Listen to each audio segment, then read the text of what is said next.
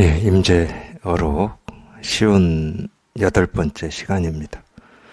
18. 힘없이 따라가지 마라. 힘없이 따라가지 마라. 물론 이제 우리가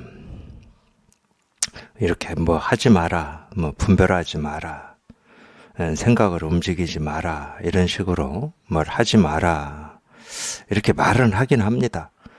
이렇게 말을 하긴 하는데, 하고 하지 말고 이 둘 중에 하나를 그렇게 하라 해서 하지 마라 이러는 건 아닙니다. 자기가 따라가고 싶어서 따라가고, 따라가기 싫으면 안 따라가고, 물론 그런 면도 있죠. 우리가 뭐 친구 따라서 강남 간다고 이런 말도 있지만 자기가 가기 싫으면 안 가겠죠. 근데 이제 그 모습 지어진 그런 거는 우리가 그렇게 좀 할 수가 있는데, 우리 이 분별이라고 하는 거, 이제 불교에서는 망상이라고 그러는데, 이 망상이라고 하는 것은 이 자기 의지나 뜻대로 잘 안 돼요. 예를 들어서 미워하고 싶지 않다 해서 이 미움이 없어지지는 않습니다. 그냥 미움은, 생각은 참 미워하고 싶지 않고, 대립하고 싶지 않고, 갈등하고 싶지 않고, 이 삶의 힘겨움을 경험하고 싶지 않은데, 하여튼 희한하게 이 마음속에서 이 미움이 있고 분노가 있고 원망이 막 생긴단 말이에요. 그렇듯이 우리 분별 망상이라고 하는 거는 내가 이 조절할 수 있는 것도 있지만은 어느 정도는 이렇게 조절할 수 있는 면도 있죠. 이 결국은 지 스스로 생기고 사라지고 변화해가지고 내가 한다 하지 않는다 이 차원으로 해결을 할 수 있는 게 아닙니다. 물론 이제 또 그 차원으로 해결한다고 하더라도 분별하지 말아야 되겠구나 해서 이 분별을 이렇게 안 하는 거기 때문에 그것도 억지죠. 그 자체가 분별입니다. 뭘 하지 말아야 되겠다, 해야 되겠다 하는 것 자체가 억지죠. 그걸 이제 유의고 조작이라고 하는데, 근데 이 말이라고 하는 거는 어쩔 수가 없어요. 긍정, 부정 뭐 이런 식으로 이렇게 분별로밖에 얘기를 못 합니다. 그래서 이제 어쩔 수 없이 힘없이 따라가지 마라. 그러니까 이런 말을 듣고 분별하지 않아야 되겠구나. 미움 없이 살아야 되겠구나. 대립 없이 살아야 되겠구나. 이렇게 생각으로 이해하고 헤아리고 알고 그렇게 해보려고 애쓰고 노력하고, 이거는 다 세속의 삶입니다. 우리가 평생 해온 세속의 삶이에요. 그래서 이런 말을 듣고 그렇게 이해해서 그걸 실천하려고 행동으로 옮기려고 노력하지 마시고, 힘 없이 따라가지 마라 이런 말을 듣고 그냥 문득 자기도 모르게 따라가려고 하는 분별이 그냥 쑥 사라지면 되는 거예요. 그러라고 이런 말을 하는 거거든요. 그 분별에서 문득 자기도 모르게 어떻게 벗어났는지는 모르겠지만 자기도 모르게 벗어나면 되는 겁니다. 그러라고 이런 얘기를 하는 거지, 이걸 이해하라고 하는 말은 아닙니다.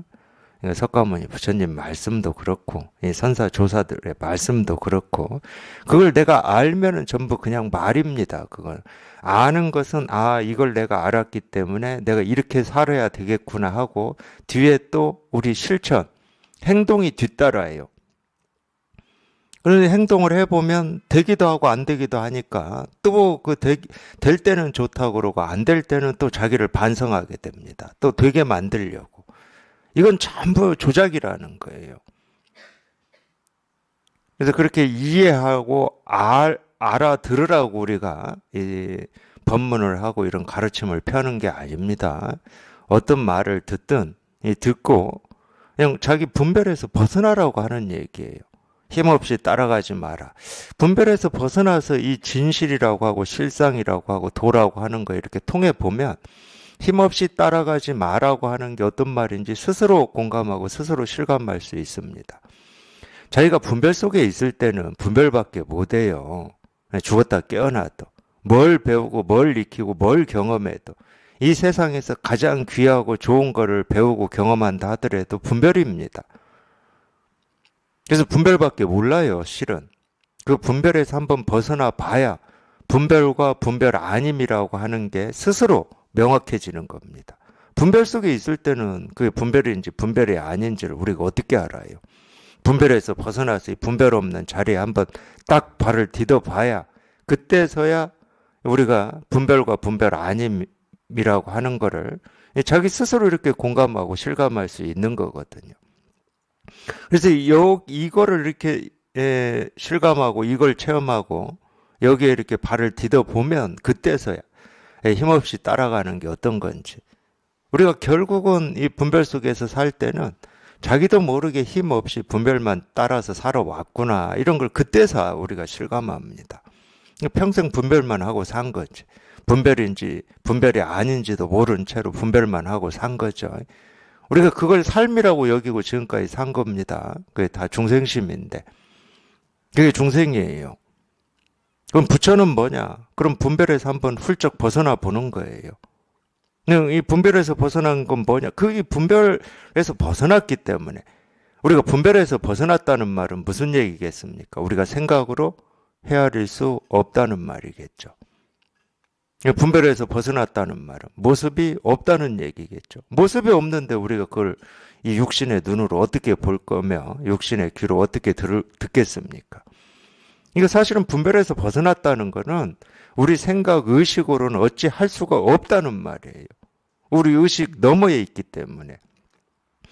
의식 너머에 있고 우리 생각 너머에 있지만 아무리 이게 우리 의식으로 알 수 없고 이해할 수 없고 분별할 수 없다 하더라도 우리가 날 때부터 누구나 다 갖추고 있는 거고 누구나 다 쓰고 있는 거기 때문에 통할 수는 있어요. 알 수는 없지만 통할 수는 있어. 알 수는 없습니다. 네모인지 세모인지 동그라미인지 긴지 짧은지 옳은지 그른지 좋은지 싫은지 알 수는 없어요. 머리가 어디고 꼬리가 어딘가 몸통은 어딘가 이렇게 알 수는 없어. 그런 모습 자체가 없기 때문에. 근데 이미 이 분별되지 않고 모습 없는 이 마음 하나를 우리는 날 때부터 누구나 다 갖추고 태어나서 이 마음 하나 지금 이 순간에도 쓰고 있기 때문에 통할 수는 있다는 거예요. 통할 수는. 근데 통할 수 있는 거를 이해하고 알려고 하니까 안 되는 겁니다. 이 통하는 길 쪽에 발을 디뎌야 되는데 아는 길 쪽에 이해하는 길 쪽에 분별하는 길 쪽에 계속 발을 딛고 있기 때문에 안 되는 거예요. 이 깨달음이라든지 실상이라고 우리가 이렇게 이름 지어서 부르고 있는 이 진실은 이건데 이건 어려운 게 아니에요. 힘든 게 아니고 세상 밖에 있는 게 아니야. 우리 삶 밖에 있는 게 아니야. 우리가 보고 듣고 느끼고 경험하는 모습 밖에 있는 것도 아니야. 이 세상의 이 천차만별한 모습 소리에 이 진실이라고 하는 것은 다 드러나 있습니다. 조금도 부족함 없이 어떤 모습이든 내가 옳다고 여기는 모습이든 그러다고 여기는 모습이든 선하다고 여기는 모습이든 악이라고 여기는 모습이든 어떤 모습이든 모습에서든지 그냥 이 진실 하나는 전부 드러나 있습니다. 없는 곳이 없어요. 그러니까 부처님이 몸을 어디에서 드러냅니까? 이렇게 물으니까 답이 그거였잖아요. 티끌티끌 하나하나마다 부처님이 몸을 다 드러내고 있다. 네가 보고 있는 모습 하나하나마다 부처님이 모습을 드러내고 있다. 그러니까 이 부처님이라고 하는 이 부처님은 사실은 모습이 없어요. 그래서 우리가 비로자나불이라고 그러죠. 비로자나불은 청정법신불이라고도 합니다. 청정법신불이라는 말이 무슨 얘기예요? 모습이 없다는 말이에요. 그래서 청정하다고 하는 거거든. 모습이 없어요. 모습이 없기 때문에 깨끗하고 더럽고 이럴 수가 없어요. 근데 이 모습 없는 이 청정법신불이 자기를 드러낼 때는 어떻게 드러내겠습니까? 온갖 모습 소리로 드러내겠죠. 그걸 불교에서 뭐라고 합니까? 화라고 그래요. 화신. 모습을 바꿨다 이 말이에요. 변화했다 이 말이에요. 그러니까 온갖 모습으로 자기가 평생 이 보고 듣고 느끼고 경험하는 온갖 모습으로 지금 이날 이때까지 부처님은 이 세상에 자기를 드러내고 있었습니다. 근데 우리가 못 봤던 거죠. 우리가 못 들었던 거죠. 그분은 온갖 소리로 이 설법을 하고 계셨어요. 지금 이날 이때까지. 단 한 번도 쉼 없이 끊어짐 없이 이 진실 하나를 가르치고 이 진실 하나를 보여주고 이 진실 하나를 계속 얘기하고 계셨습니다. 근데 우리는 그걸 새소리라고 그러고 차 지나가는 소리라고 그러고 무슨 바람 소리라고 그러고 물 흐르는 소리라고 그러고 그러면서 다 놓쳐버린 거예요. 이거는 뭐 하늘이라고 그러고 저건 땅이라고 하고 저건 파란색이라고 하고 저건 노란색이라고 하고 이건 볼펜이라고 하고 이건 시계라고 하고 이건 뭐 죽비라고 하고 이러면서 다 놓쳐버린 거야. 평생 그렇게 산 거예요. 그렇게 분별만 하고. 단 한 번도 그 모습이 부처님의 몸이라고 하는 거를 단 한 번도 상상을 못하고 산 거예요. 그리고 엉뚱한 데서 찾고 있었던 겁니다. 이거 말고 새소리 말고 이 시계의 모습 말고 부처님의 이 성스러운 모습, 부처님의 성스러운 음성 이러면서 따로 찾고 있었어요. 엉뚱한 데서 찾고 있는데 찾아질 리가 있습니까? 사막 한가운데 가서 우물을 파고 있는데 사막 한가운데서 우물을 파고 있기 때문에 이 중생의 이 병을 전도몽상이라고 그러는 겁니다. 그건 해도 안 되는 거예요. 물이 나오는 곳에서 우물을 파야 될 거 아닙니까? 부처님은 지금 당장 이렇게 눈앞에 있는데 왜 엉뚱한 곳에 가서 찾고 있어요? 눈앞에 이렇게 있는데 이렇게 있고. 그러니까 어리석은 사람들은 또 그래요. 2500여 년 전에 인도에서 태어난 이 고타마 시다르타인가요? 이분이 보리수 나무 밑에서 깨달아가지고 이 깨달음을 지금 이날 이때까지 전했는데 그냥 그분만 부처라고 또 물론 그분이 부처님이 아니시다 이런 말이 아닙니다. 당연히 그분도 이 청정 법신불 이 비루자나 불이 이 사람의 몸으로 화한 거지. 그러니까 화신불이죠. 그럼 그분만 부처님이고 이 세상에서 지금까지 내가 보고 듣고 느끼고 경험하는 이 천차만별한 모습은 부처님의 몸이 아니냐.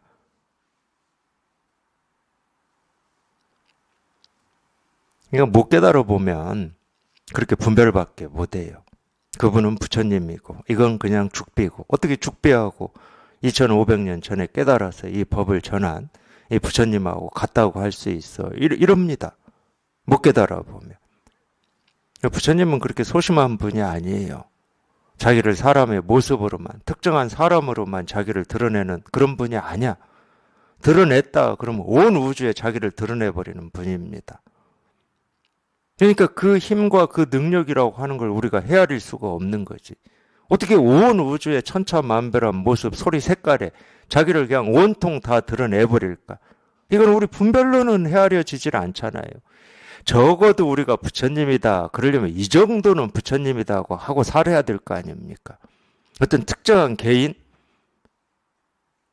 어떤 특정한 말씀, 이것만이 부처님이고 이것만이 부처님의 가르침입니다. 그렇게 이 좁고 왜소하다. 하여튼 저 같으면 그러면 불교 공부 안 할 것 같아요. 마음 공부 안 할 것 같아요. 크다 그러면은 이 크기는 세상 어떤 것보다 커야 될 거 아닙니까? 깊다 그러면 이 세상 어떤 것보다 더 깊어야 될 거고. 그래야 우리가 진실이다, 실상이다, 도다, 깨달음이다. 이렇게 얘기할 수 있을 거잖아요. 불교가 겨우 그 정도다. 그러면 그 세간의 일이지. 그러면은. 우리가 알 수 있고 분별되고 이해되는 일이지. 근데 적어도 그렇지 않더라는 거예요. 제가 이 진실을 실감해 놓고 보니까 그렇지 않더라는 거예요. 그냥 온 우주에 티끌티끌 사물사물마다 아무리 작은 거든 아무리 큰 거에든 똑같이 부처님이 몸을 드러내더라는 거예요. 그러니까 이 우주가 그냥 통째로 부처 아닌 게 없어요. 우리 삶이 통째로 도 아닌 게 없고 깨달음 아닌 게 없었는데 자기 스스로가 못 보고 못 듣고 지금까지 이 모습을 쫓아서 살고 소리를 쫓아서 살고 자기 생각을 쫓아서 산 거예요. 내가 옳다 그르다 하는 걸 쫓아서 살고 있었던 거죠. 그런 분별을 하지 마라. 지금까지 수도 없는 세월 동안 그렇게 살아왔는데 그렇게 힘없이 따라가지 마라. 지금이라도 그렇게 힘없이 따라다니지 말고 지금 이렇게 눈앞에 훤히 드러나 있는 이 진실을 봐라. 이 진실을. 사실은 이건 저만 이렇게 가르치는 게 아니고 여기 임재 스님도 그렇게 가르치셨고 석가모니 부처님의 가르침을 읽어봐도 이렇게 가르치셨어요. 이 진실을 보라고. 보이는 모습만 보지 말고 보이지 않는 것 좀 보라고. 수도 없이 그렇게 가르치셨습니다. 그분이. 들리는 소리만 듣지 말고 들리지 않는 소리 좀 들어보라고. 왜냐하면 이 법이라고 하는 이 진실은 소리가 없고 모습이 없거든요. 근데 우리 마음으로는 100%다 볼 수 있고 들을 수 있거든. 아무리 모습이 없다고 해도 우리 마음은 이걸 다 볼 수 있고 우리 마음은 이걸 다 들을 수 있거든요. 그러니까 이거 좀 보라고 49년 동안 그렇게 가르치신 겁니다. 드러난 모습 보고 드러난 소리를 듣는 거 그건 뭐 누구나 다 하는 거예요. 분별하는 중생은 누구나 다 하는 겁니다. 근데 이렇게 모습 지어진 이 모습에 이 모습 없음이 있음을 좀 봐달라. 이렇게 제가 떠드는 게 전부 소리잖아요. 이렇게 이 떠드는 이 소리에 소리 없음을 좀 들어달라.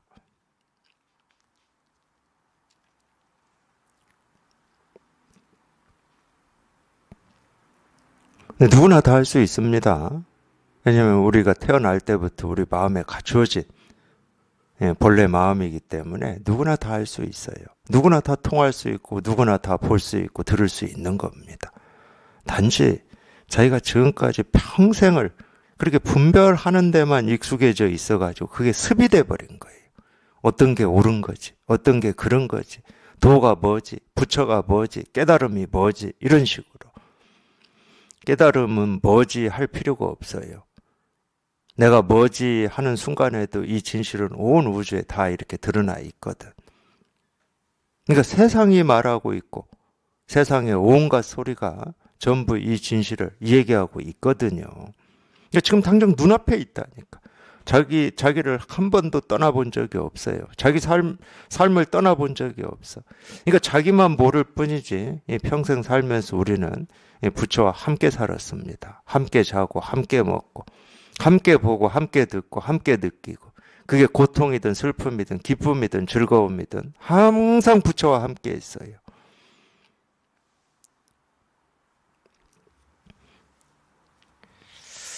18. 힘없이 따라가지 마라. 스님들이여 그대들이 법과 같기를 바란다면 마땅히 대장부여야 비로소 가능하다.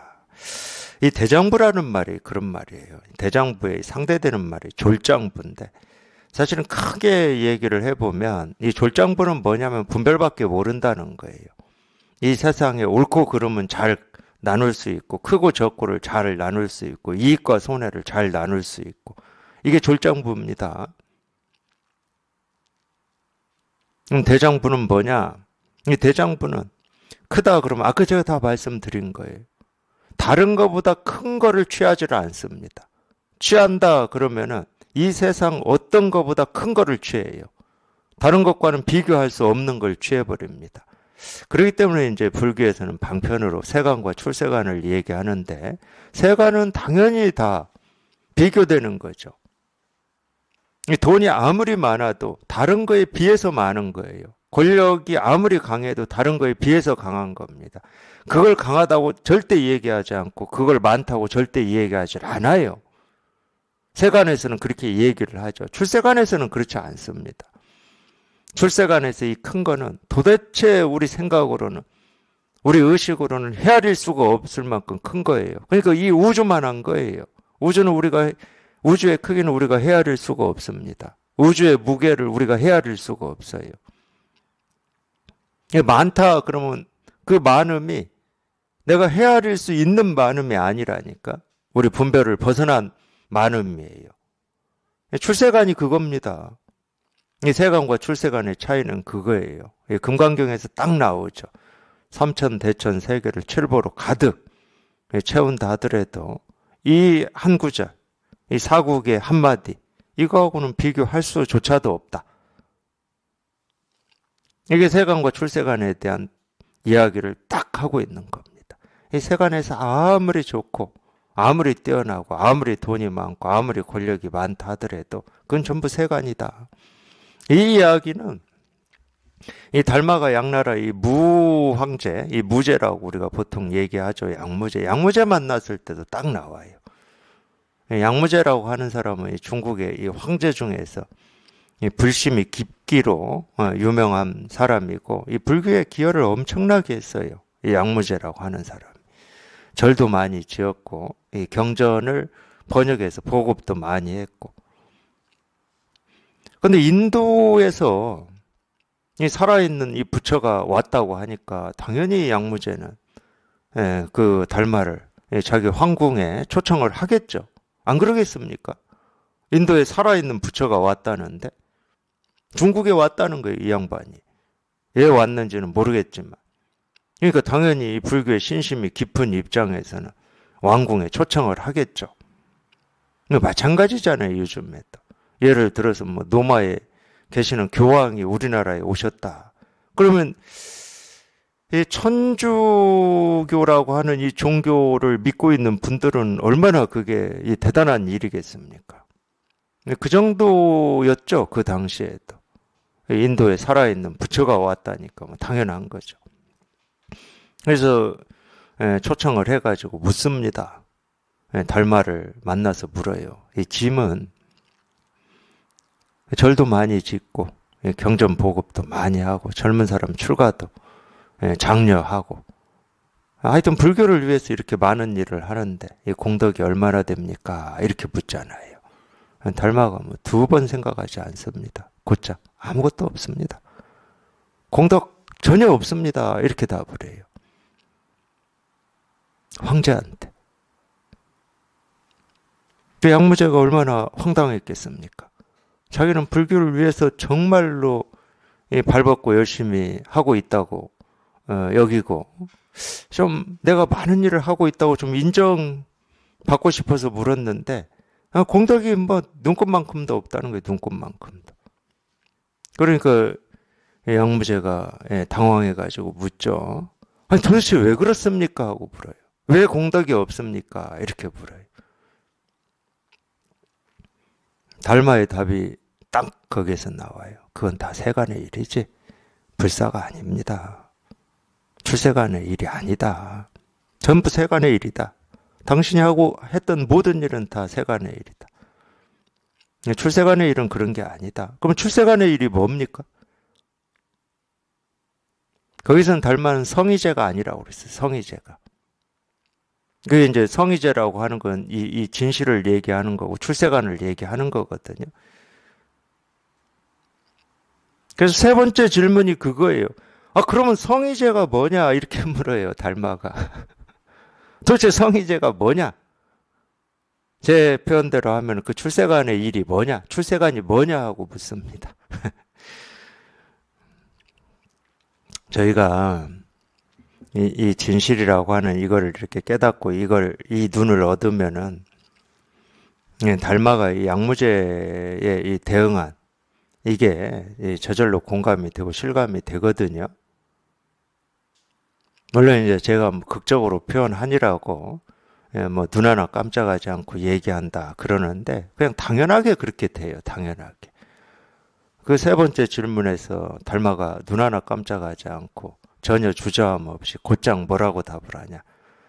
텅 비어서 성의제라고 할 게 없습니다. 이렇게 답을 해요. 묻고 있는 무제는 죽을 일이죠. 그 양무제는 죽을 일입니다.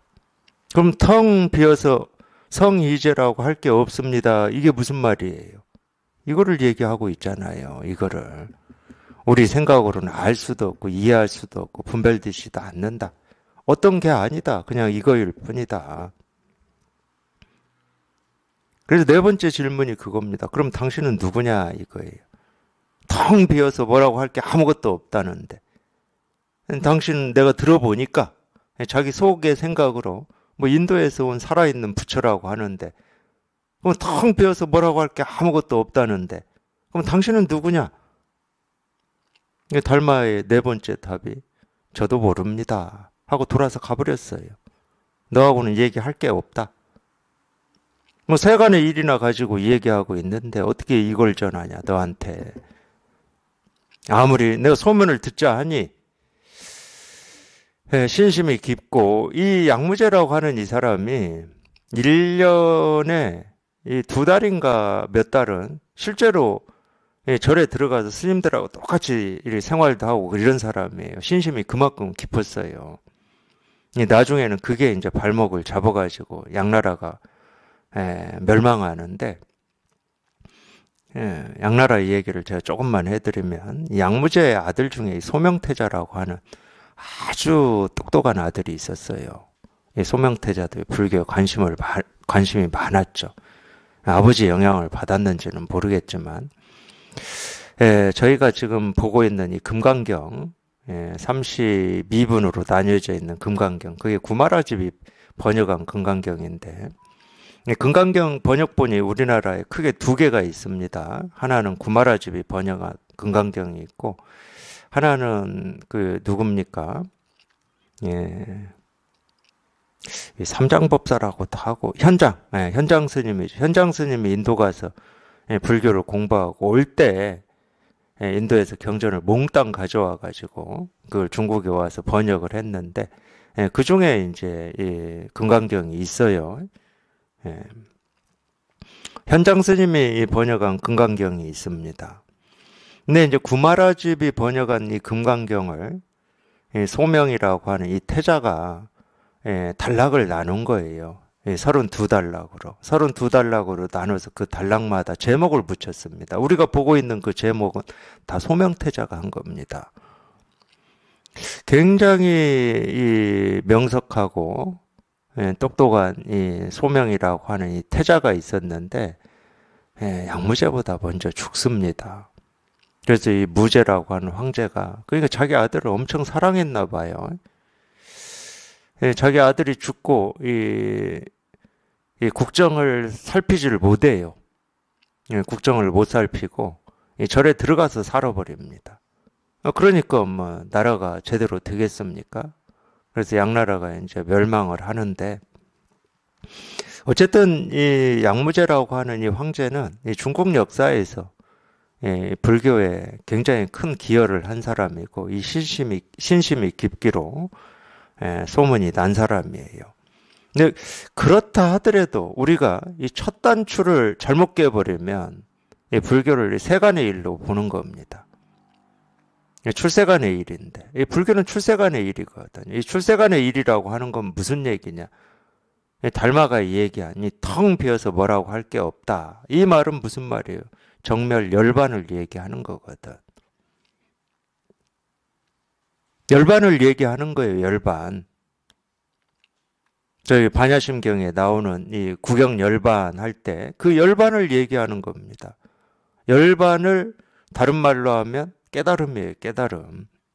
이 깨달음이라고 하는 걸 다른 말로 하면 우리 모두가 날 때부터 스스로 갖추고 있는 이 본래 마음을 얘기하는 겁니다.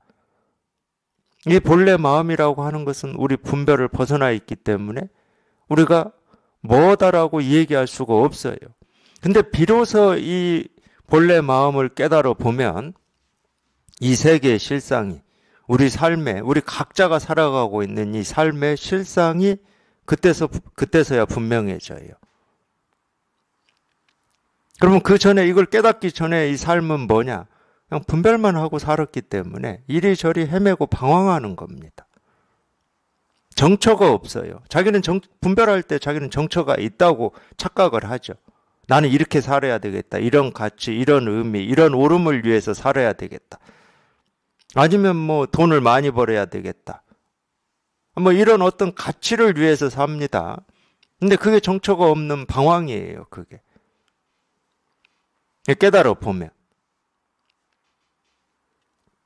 그래서 제 표현대로 하면은 뭐냐면은 이 삶이라고 하는 이 전쟁터에 우리가 나가긴 나왔는데 어쩌다 보니까 나왔어요. 내가 나오고 싶어서 나온 것도 아니야. 어쩌다 보니까 나왔어요. 뭐 나이 먹으면 당연히 나가야 된다고 뭐 세상에서 그랬고 나오긴 나왔는데 자기 나름대로 자기가 익히고 배우고 알고 하는 어떤 무기를 가지고 나왔어요. 그게 옳음이든 뭐 가치든 의미든 그런 무기가 있어야 될 거 아니에요. 이 삶의 이 전쟁터에서 살아내려면. 근데 깨달아 보면 이 무기가 어떤 무기냐? 이렇게 얘기할 수 있어요. 무기 같지도 않은 무기를 가지고 이 삶의 전쟁터에 나온 겁니다. 그러니까 판판이 깨지는 거예요. 그 무기가 오히려 자기한테 상처를 내요.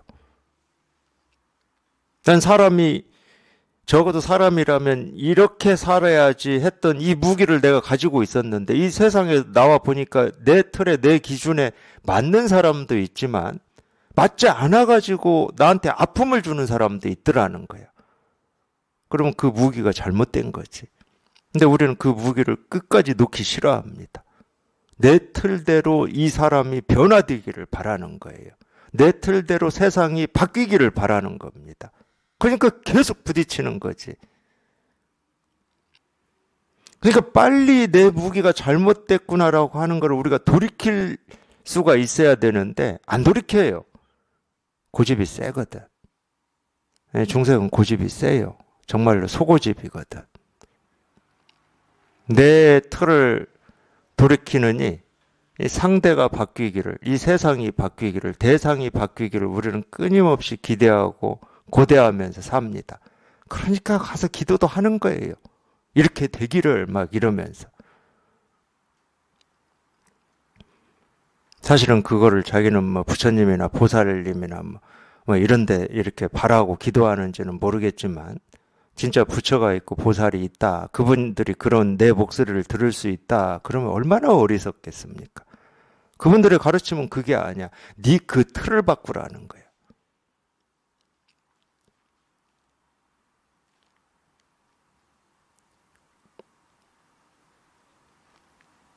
네 그 틀을 바꾸면 세상이 온전하고 삶이 온전한데 왜 세상을 바꾸려고 그러고 네 삶을 바꾸려고 그래.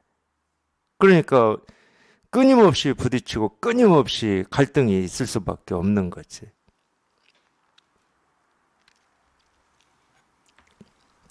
그래서 그런 넓든 크든 좁든 그런 틀에서 벗어나서 자유로운 걸 우리가 대장부라고 그러는 거예요. 그러니까 이 대장부라고 하는 것은 시작도 없고 끝도 없어요. 한계가 없어, 한계가. 불교에서도 그런 말 많이 나오잖아요. 무진이라는 말도 있고 무변이라는 말도 있고 수도 없이 나오잖아요. 수도 없이.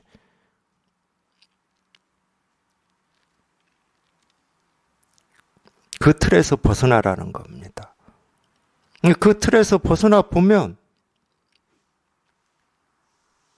이렇게 온전해. 이렇게 조금 더 바꿀 것도 없고 손댈 것도 없어.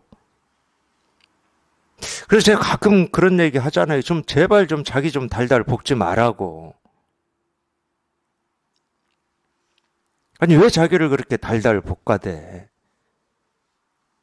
자기 좀 볶지 말라고.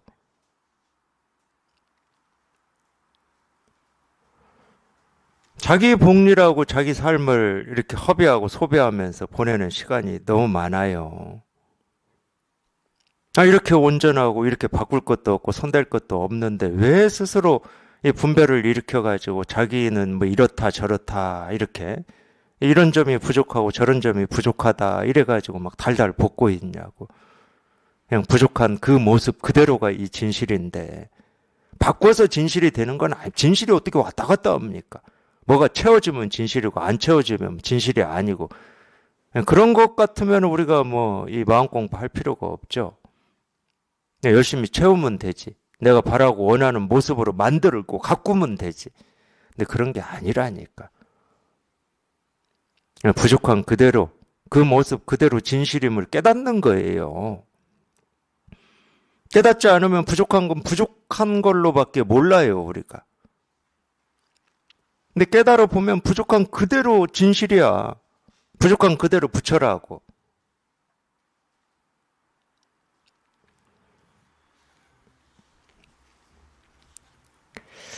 그래서 마땅히 대장부여야 비로소 가능하다.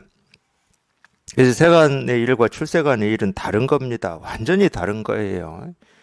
그러니까 우리가 이 마음 공부를 할 때 이 첫 출발을 어디에 이 발을 딛고 첫 단추를 어떻게 해야 되느냐, 이게 사실은 중요한 겁니다.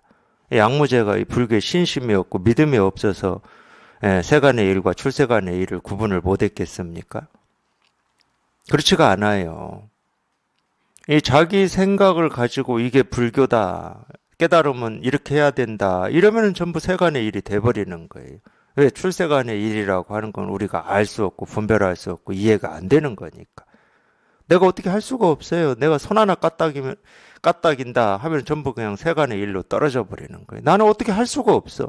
내 힘으로는 머리카락 하나도 들 수가 없는 거지. 출세간의 일이라고 하는 거는. 그렇기 때문에 가리키는 겁니다.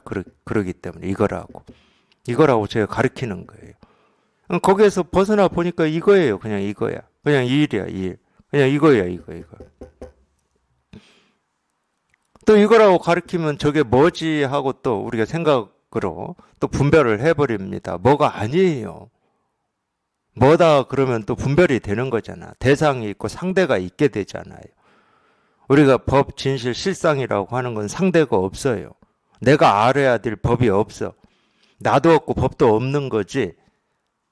내가 있고 이 법이 있어서 내가 법을 알아야 되고 내가 법을 깨달아야 되고 이런 게 아니에요. 오히려 그 반대입니다. 알아야 될 나도 없고 알아야 될 법도 없는 거죠. 대승불교에서는 계속 그런 말을 하잖아요. 아공법공이라고.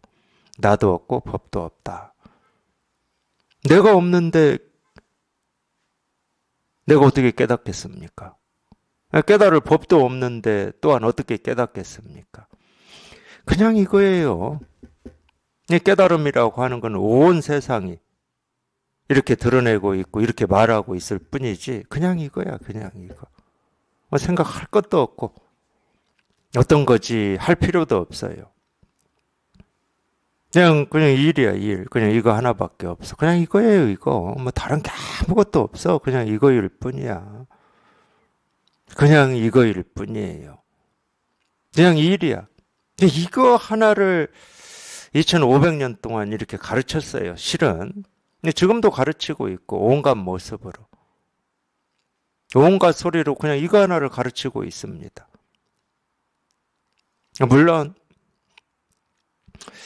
어떤 때는 꽃을 하나 드는 모습으로 가르치고 어떤 때는 길 걷다가 돌무덤에 인사하는 모습으로, 금강경에서는 탁발하는 모습으로, 탁발해서 밥을 잡수시는 모습으로, 밥을 다 잡수시고는 이 발을 씻고 앉는 모습으로 이거 하나를 계속 가르치는 거예요. 이건 어떻게 할 수가 없어. 내가 숨을 들이쉬든 내쉬든 뭐 손가락을 올리든 뭐 까딱이든 책상을 두드리든 밥을 먹든 말을 하든 앉든 쓰든 뛰든 걷든 그냥 온갖 모습에 온갖 소리에 이 진실은 이렇게 조금도 부족함 없이 다 드러나 있기 때문에 내가 어찌 할 수가 없는 거예요. 이거는 내가 드러내고 싶어서 드러내는 것도 아니고 드러내고 싶지 않다 해서 감출 수 있는 것도 아니야. 그냥 이렇게 드러나 있을 뿐이라니까. 이렇게 드러나 있을 뿐이에요. 이거 모습을 보지 마시고 이 모습에서 드러나 있는 모습 없음을 보셔야 됩니다. 제 말, 제 소리, 이 말이라고 하는 건 전부 뜻이 있어요. 볼펜 그러면은 이 볼펜이라는 이 말이 가지고 있는 뜻이 이 사물입니다. 사물. 이 볼펜이라는 말이 가리키는 사물이 있어요. 그렇게 듣지 마세요. 제가 볼펜이라고 하든 시계라고 하든 죽비라고 하든 저 하늘을 보라고 하든 이 모든 이 말이 가리키는 게 있어요. 이 말 없음이라고 하는 이걸 들으셔야 돼. 그러니까 모습을 보지 마시고 말을 듣지 마시고 말 없음을 들으시고 모습 없음을 보셔야 돼. 그게 이거예요. 그게 이거야. 그게 이겁니다. 이 일 하나예요. 불교는 이거 하나 가르칠 뿐이야. 다른 거 가르칠 필요가 없어. 왜? 다른 게 없기 때문에. 다른 게 없어요. 온 세상이 그냥 이 진실 하나를 얘기하고 있을 뿐이어서 다른 게 없어. 그러니까 다른 얘기를 할 수가 없죠. 이거밖에 없어. 그러니까 뭐 교리를 설명할 필요도 없고 불교를 설명할 필요도 없고 불교의 무슨 예법을 설명할 필요도 없고 이런 거다 저런 거다라고 얘기할 필요도 없고 그냥 이거 하나 이거 하나 그냥 이거 하나. 육조스님 말씀처럼 이 선정해탈, 유루무루, 유의무의 이런 거 얘기하지 않는다. 견성만 얘기한다. 견성만. 거기 육조스님이 말씀하신 견성이 이거거든요. 이 본래 성품. 왜 그렇습니까? 불법은 불이법이기 때문이다. 둘을 얘기할 필요가 없어요. 둘을 얘기하는 건 다 불법이 아니야. 이 견성만 얘기할 뿐이라니까, 이 견성만. 이게 불교니까, 이게 깨달음이고, 이게 참나고, 이게 진실이고. 그러니까 이것만 얘기하는 거예요. 오로지 그냥 이거다, 그냥 이거다. 그냥 이거일 뿐이야, 이거일 뿐. 이거 하나예요. 온 세상에 이거 하나밖에 없어. 다른 게 없어. 다른 일이 없어요. 그냥 이 일밖에 없어. 이 일밖에. 이거밖에 없어.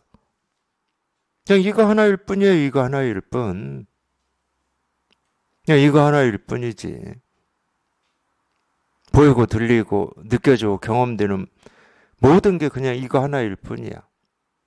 이거 만법이 하나로 돌아간다고 그러잖아요. 만법 일 귀다 그러나요? 만법 귀일이죠. 귀일.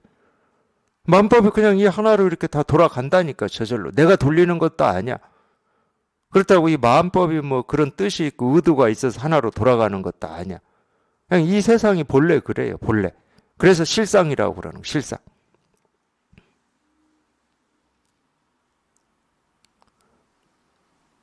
생긴 거다 그러면 그냥 저절로 그냥 이 진실 하나로 다 돌아가는 겁니다. 이 법 하나로 다 돌아가고 있어요. 다 이 법이다 이 말이에요. 생긴 거다 그러면. 우리가 알 수 있고 볼 수 있고 들을 수 있고 느낄 수 있고 생각할 수 있고 경험할 수 있는 모든 거는 그냥 다 이 하나로 다 돌아간다는 거예요. 이거 하나밖에 없다는 거죠.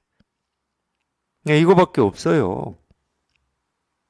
그러니까 이 우주는 그냥 이 마음 하나일 뿐이다 이렇게 얘기하잖아요. 이 우주가 그냥 이 마음 하나니까 이 마음 하나. 이거 하나 이거 하나. 다른 게 없어. 둘을 얘기할 수가 없다니까. 마음도 있고 마음 아닌 뭐 다른 것도 있다. 이렇게 얘기할 수가 없다니까. 예를 들어서 뭐 우리가 그렇게 많이 얘기하고 있는 마음도 있고 몸도 있다. 이렇게 얘기할 수가 없어요. 그 분별이야. 망상이 있고. 마음도 있고 몸도 있어? 그런 거 없어. 반야심경에도 딱 나오잖아요. 공중에는 무, 아니, 빛을 쓰니 무, 색성, 향미, 촉법이라고 딱 나오잖아요. 아니, 빛을 쓰니는 육근이고 색성, 향미, 촉법은 육경이에요. 육근은 나고 육경은 세상이잖아. 그러니까 나도 없고 세상도 없다는 말이잖아. 뭐 거기에 몸뚱아리가 있고 코가 있고 눈이 있고 뭐 입이 있고 생각이 있고 뭐 밖에 무슨 세상이 있고 이게 있고 저게 있고 그런 거 없어. 이거밖에 없다니까요. 이거밖에. 있다 그러면 이거밖에 없어요. 이 일 하나일 뿐이라니까. 이 일 하나. 그러니까 불교는 딱 그렇게 가르치고 있어요. 이 반야심경이라고 하는 이 경전이 약 260자 정도 되는데 한자로 정확하게 가르치고 있습니다. 정확하게 이 군더더기 없이 그냥 이 진실 하나를 그냥 딱 가르치고 있어요.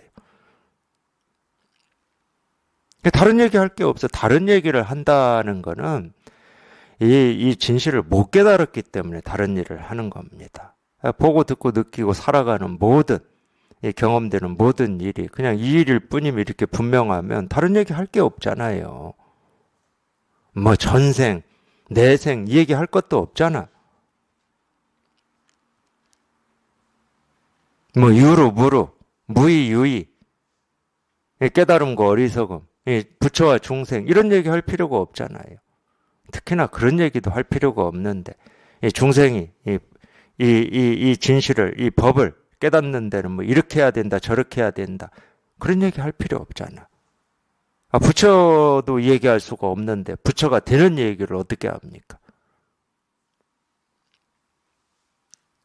그냥 이 진실 하나밖에 없다니까. 아니 여기에 통해 보면 이 진실밖에 없어. 다른 게 없어. 우리가 분별하니까 온갖 것이 있다고 그러지. 눈도 있고 코도 있고 뭐 세상도 있고 옳은 일도 있고 그런 일도 있고 온갖 게 있다고 그러지. 온갖 게 있다고 하는 게 중생의 병이거든요. 중생은 있다병이에요. 있다병. 뭐가 있어 자꾸. 내가 배운 것도 있고 경험한 것도 있고 느끼는 것도 있고 미움도 있고 사랑도 있고 온갖 걸 다 있다고 그래. 그 분별에서 한번 벗어나는 거.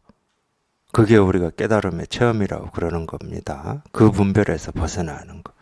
있다 없다 옳다 그르다라고 하는 그런 분별에서 한번 벗어나는 거. 그걸 깨달음의 체험이라고 그래요. 자기가 너무도 당연하고 100% 확신이 간다 하는 뭐 일이다 하더라도 그건 좀 잠시 보류해 주세요. 잠시. 그게 혹시나 내 눈에 병이 걸려서 없는 걸 내가 있다고 착각하고 있는 건지도 모르니까 잠시 보류해 주세요. 경전에서 그런 얘기를 괜히 했겠습니까? 허공꽃이라는 말이 나오죠. 안중화라고 경전에. 눈에 병이 있으면 허공에 꽃이 없는데 꽃이 있는 것처럼 보인다는 거예요. 그런 얘기를 괜히 했겠습니까? 그 사람은 허공에 꽃이 있는 게 100% 확실한 겁니다. 누구도 부정할 수 없는 거예요. 꽃이 보이는데 어떻게 없다고 그래요. 그래서 자기가 100% 확신이 들고 100% 옳다고 여기는 일이다 하더라도 잠시 보류해 주세요. 그게 진실인지, 그게 진실인지. 진실이라고 하는 것은 내 눈에 보이고 내 귀에 들리고 내가 경험한 일이어서 진실은 아닙니다. 그거는 세간에서 우리 중생들이 그렇게 얘기하고 있는 거죠. 내 눈으로 직접 봤어. 내 귀로 직접 들었어. 내가 직접 경험했어. 그래서 그건 사실이야. 그건 세간에서. 세간의 일은 그렇게 하는 거예요. 근데 이 출세간의 일은 그렇게 세간의 일과 다른 겁니다. 다른 길이에요. 다른 길. 내 눈으로 직접 봤다고 해서 그게 진실이냐? 그러면 이 진실이라고 하는 게 몇 개겠습니까? 그래서 이 장님은 코끼리 만지기라는 말 있잖아요. 장님이 코끼리를 만졌는데 코 만진 사람도 있고 귀 만진 사람도 있고 다리 만진 사람도 있고 꼬랑지 만진 사람도 있고 내 손으로 직접 만졌어요. 그러니까 뭐 다리 만진 사람은 기둥 같다고 그러고 귀 만진 사람은 부채 같다고 그러고 그럼 진실이 몇 개 있어야 되는 겁니까? 실상이 몇 개 있어야 돼요. 중생의 병을 그렇게 경전에서 표현해 놓은 거예요. 자기가 직접 만지고 경험했다고 그래서 그게 진실은 아니다. 진실은 그렇게 모습이 아니다는 거예요. 모습이 이런 소리가 아니고 잠시 보류하시고 이 모습 없고 이 말 없는 여기에 통하셔야 돼요. 여기에 통하셔야 돼. 여기에 이렇게 통해서 이 진실을 자기가 직접 확인을 해봐야 되는 겁니다. 그러기 전까지는 100% 옳다고 얘기할 게 없어요, 실은. 아무리 뭐 내 눈으로 직접 보고 내가 경험하고 맛보고 뭐 어쩌고 했다 하더라도 그 맛이 짠맛인지 단맛인지 뭐 신맛인지 이건 우리가 알지 그거는 알아요. 네, 짠맛이든 단맛이든 신맛이든 그 맛의 이 본질이 뭐냐는 거예요. 본질이.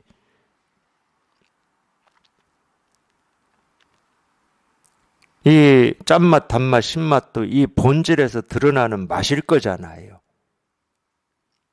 그러니까 이렇게 드러난 이 현상적이고 표피적인 이것만 안다고 해서 안다고 여기지 마시고 이 진실에 한번 통해 보시라는 거예요. 그게 맛이든 모습이든 소리든 여기에 통해 보면 마음법이 그냥 전부 일이에요. 이 하나로 돌아가. 이 하나로. 전부 여기에서 생기고 사라지고 여기에서 변화되는 겁니다. 다 여기에서 나와요. 여기에서. 우리가 보고 듣고 느끼고 경험하는 모든 것은 그냥 딱 여기에서 다 나와. 그냥 이 일일 뿐이야. 그래서 이걸 근본이라고 하는 거예요. 근본.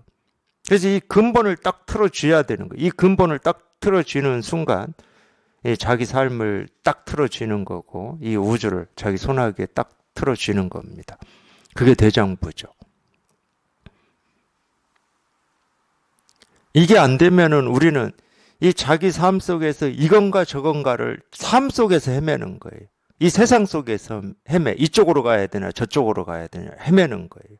근데 자기 삶과 우주를 딱 틀어줘 버리면 헤맬 일이 없잖아요.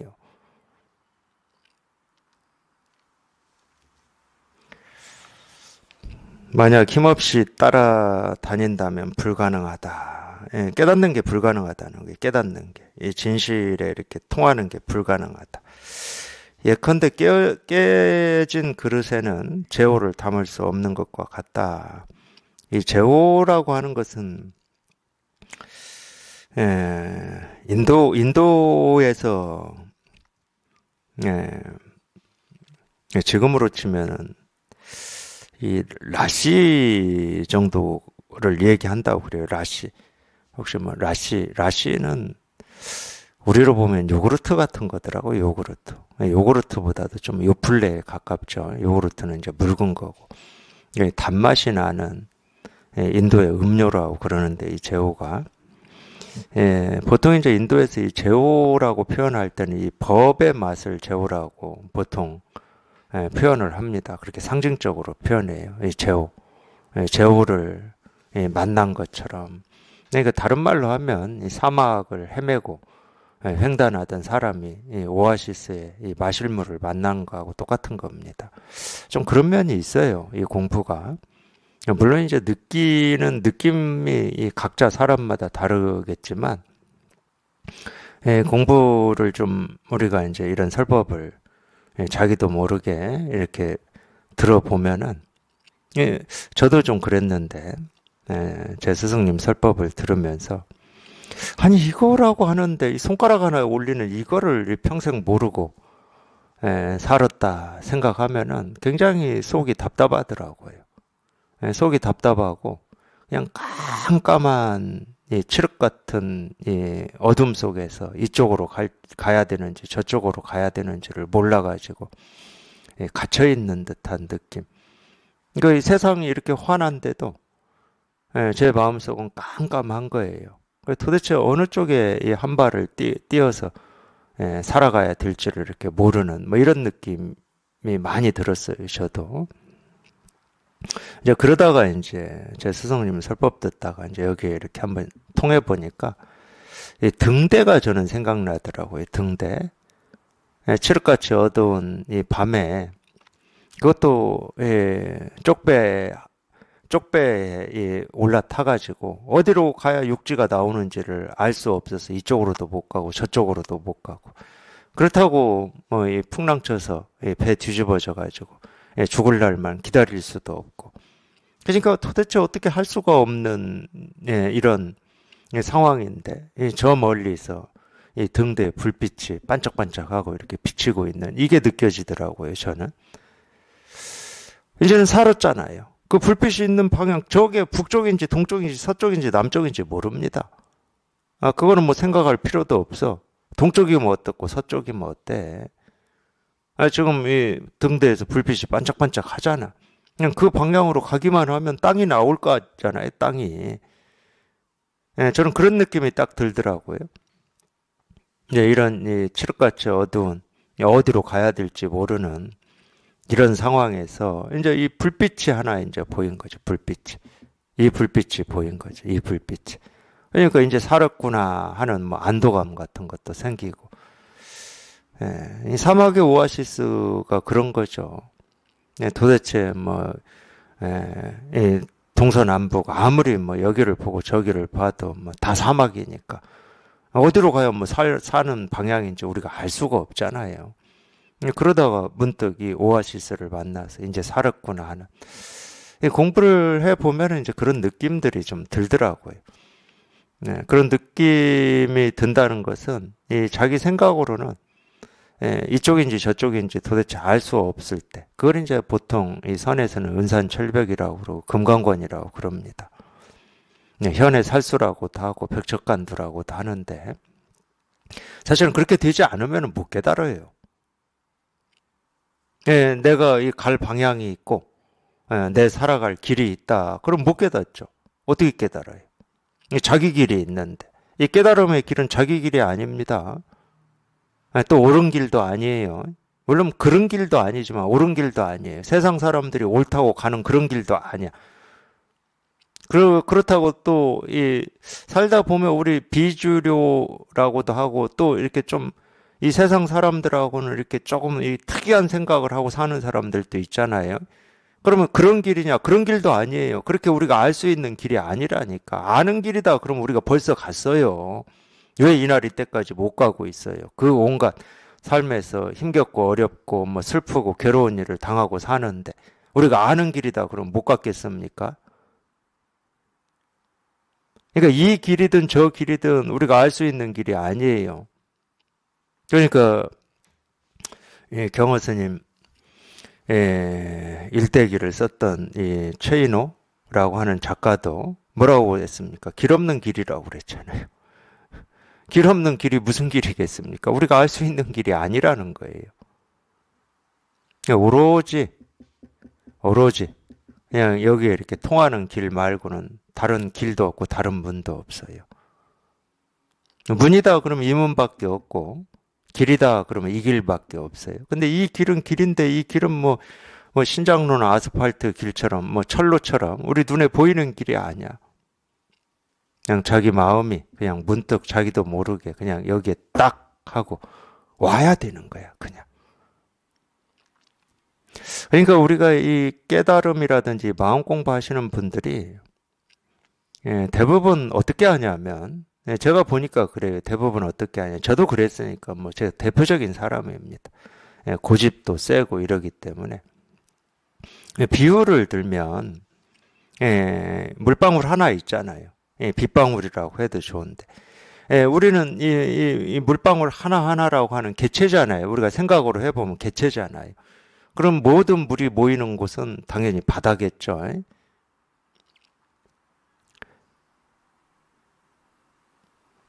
그러면 이 물방울 하나가 어떻게 돼야 됩니까?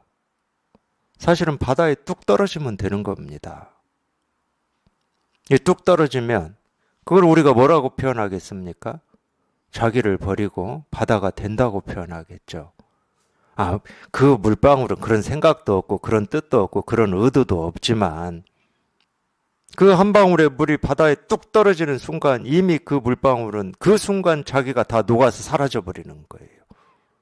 한 방울의 물이라고 하는 이 정체성이 없어져 버립니다. 그래서 이 바다와 한 몸이 돼 버리는 거예요. 근데 이 수행이라든지 마음 공부하시는 분들은 어떻게 하냐면 자기를 지키고 있어요. 이 물방울을 지키고 있고 이 바다가 나한테 다가오기를 바랍니다. 그러니까 바다가 되기를 바래요. 자기가 바다가 되기를 바래. 그러니까 바다를 자기로 막 끌어잡아 다니려고 그래. 깨달음을 막 끌어잡아 다니려고 그래. 왜 그렇게 어렵게 하냐고.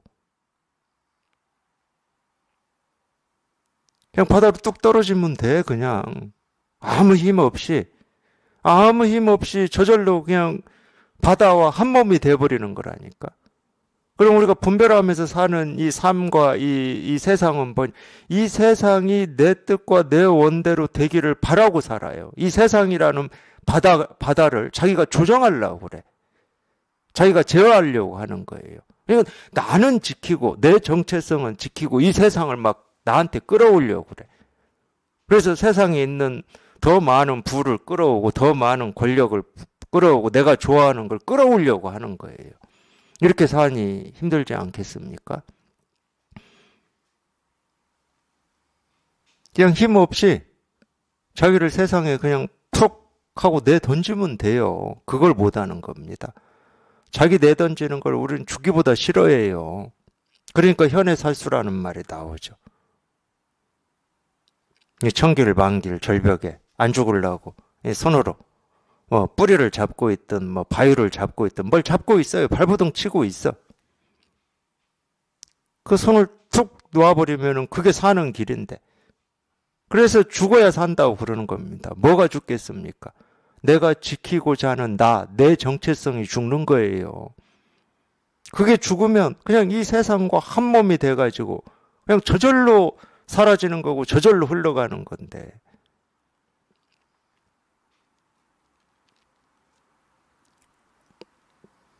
깨달음이라고 하는 건 아무것도 아니에요, 사실은. 사실은 아무것도 아니라니까. 저희가 이 세상을 통째로 끌어올려고 하니까 무슨 대단한 것처럼 느껴지는 거지. 한 방울의 물이 바다를 자기한테 끌어올려고 하니 그래서 우리가 깨달음이라고 하는 걸 이전까지 굉장히 어려운 일로 여기고 내 삶의 밖에 있는 걸로 여겼습니다. 그러니까 감히 입으로도 깨달음이라는 말을 못하고 산 거예요. 그 방식으로 생각하고 그 방식으로 살아가니까 뭐 당연한 거지. 근데 실제로는 안 그래요. 그냥 자기를 툭 하고 던지는 거라니까. 던질 필요도 없어. 끌어올려고 하지만 않으면 돼. 끌어올려고 하지만 않으면 이미 이 세상과 나라고 여기는 이 몸뚱아리, 내 삶은 한 몸이 돼가지고 이렇게 흘러가고 있는 거거든. 아무런 문제 없이. 어떤 저항도 없이, 장애도 없이. 그거를 한번 실감하는 거예요. 그거를 실감하고 그거를 한번 체험하는 겁니다. 그러고 보니까 처음부터 그래 왔는데 나 혼자만 이 엉뚱한 생각 속에 빠져가지고 이리 하려고 그러고 저리 하려고 그러고 이렇게 발버둥 치면서 지금 이날 이때까지 살아온 거예요. 참 기가 막히죠. 이 진실을 깨닫고 보면 기가 막힙니다. 자기가 어떻게 이렇게 살 수 있었는지 기가 막혀요. 그래서 헛웃음이 나와요. 헛웃음이.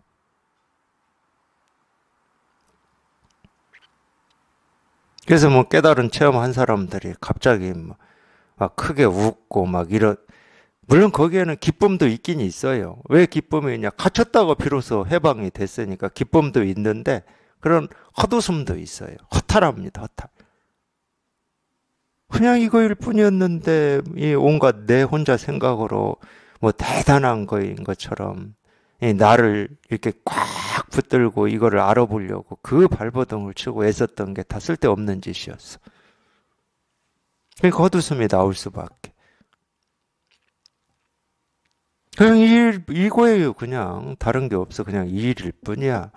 절대 어려운 게 아니에요. 이걸 어렵다고 하는 사람들은 제가 솔직히 말씀드리면 다 사기치는 사람들이에요. 우리가 뭐 힘을 기르고 예를 들어서 뭐 다이어트를 해서 뭐 내 몸에 있는 살을 뭐 10kg, 20kg를 빼야 된다. 그건 진짜 어려운 거지. 그건 진짜 어려운 겁니다. 그런 걸 어렵다고 얘기하는 사람들은 진실한 사람들이지. 정직한 사람들이에요. 근데 이 깨달음을 어렵다고 하는 사람들은 그 사람은 못 깨달았기 때문에 그러는 거예요. 그냥 지금 당장 눈에 보이고 들리고 느껴지고 생각하는 이 하나하나가 다 이 진실이 아닌 게 없는데 뭐가 어렵겠습니까? 도가 뭡니까? 컵입니다. 부처가 뭡니까? 시계입니다. 뭐가 어렵겠어요? 너무 당연한 건데 우리가 지금까지 분별하는 데만 익숙해져 살았기 때문에 그래요. 근데 괜찮습니다. 우리는 또 분별하는 존재들이거든. 근데 우리 마음에 이 분별하는 이것만 있냐? 아니라니까요. 우리 마음은 이 분별되지 않는 이거를 또 갖추고 있어요. 그러니까 언제 어느 때 문득 분별할 수 없는 이걸 공이라고도 하는데 대승에서는 공이라는 표현을 많이 써요. 대승불교에서는 언제 어느 때 이게 한번 툭 하고 이렇게 이 실감을 하고 체험을 할지 아무도 알 수가 없어요. 단지 자기 스스로 이 법에 대한 이 관심과 이 원과 뜻이 그걸 발심이라고 그러죠.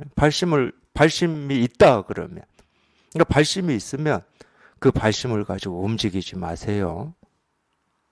그 발심을 가지고 자기가 뭘 해보려고 하지 마시라고 다 가르쳐 드립니다. 부처님이 전부 가르치셨고 역대 조사 선사들이 다 가르치셨고 제가 지금 또 여기에서 이렇게 가르쳐 드리고, 이거라고, 이거라고, 다 가르쳐 드려요. 이거라고. 이 가르쳐 드리는, 이런 데서 한번 문득 자기 스스로 통해 보면 돼요. 자기 마음 자기가 통하는 겁니다. 없는 마음에 통하라고 하는 것도 아니에요. 자기 마음 자기가 통하는 거예요. 그러니까 스스로 깨닫는 거예요. 스스로 깨닫는 겁니다. 스스로 깨닫고 스스로 밝히는 거예요. 그냥 이거 하나를 그냥 일이에요. 일.